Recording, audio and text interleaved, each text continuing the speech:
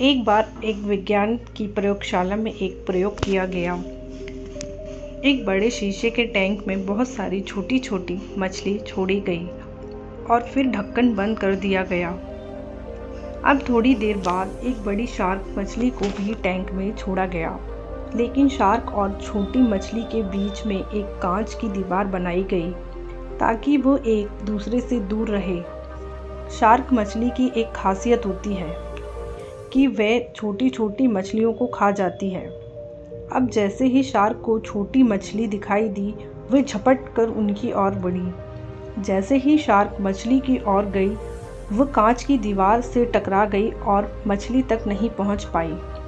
Shark को कुछ समझ नहीं आया। वो फिर से छोटी मछली की ओर दौड़ी, लेकिन इस बार भी वह विफल रही। शार्क को बहुत गुस्सा आया। अब की बार वो पूरी ताकत से छोटी मछली पर झपटी, लेकिन फिर से कांच की दीवार बाधा बन गई। कुछ घंटों तक यही क्रम चलता रहा। शार्क बार बार मछली पर हमला करती, हर बार विफल हो जाती। कुछ देर बाद शार्क को लगा कि वह मछली को नहीं खा सकती। यही सोचकर शार्क ने हमला करना बंद कर दिया। वो थक कर आराम से पानी में तैरने लगी। अब कुछ देर बाद वैज्ञानिक ने उस कांच की दीवार को शार्क और मछली के बीच से हटा दिया। उन्हें उम्मीद थी कि शार्क अब सारी मछलियों को खा जाएगी, लेकिन ये क्या, शार्क ने हमला नहीं किया। ऐसा लगा जैसे उसने मान लिया हो कि अब वह छोटी मछलियों को नहीं खा पाएगी। काफ़ी देर गुजरने के बाद भी शार्क खुले टैंक में भी मछलियों पर हमला नहीं कर रही थी। इसे कहते हैं सोच। कहीं आप भी शार्क तो नहीं?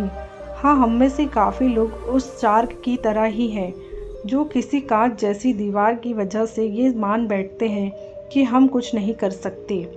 और हम में से काफ़ी लोग तो ऐसे ज़रूर होंगे जो शार्क की तरह कोशिश करना भी छोड़ चुके होंगे। लेकिन सोचिए, जब टैंक से दीवार हटा दी गई, फिर भी शार्क ने हमला नहीं किया, क्योंकि वो हार मान चुकी थी। कहीं आपने भी तो हार नहीं मान ली?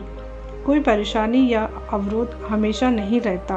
क्या पता आपकी कांच की दीवार भी हट चुकी हो, लेकिन आप अपनी सोच की वजह से प्रयास ही नहीं कर रहे हैं।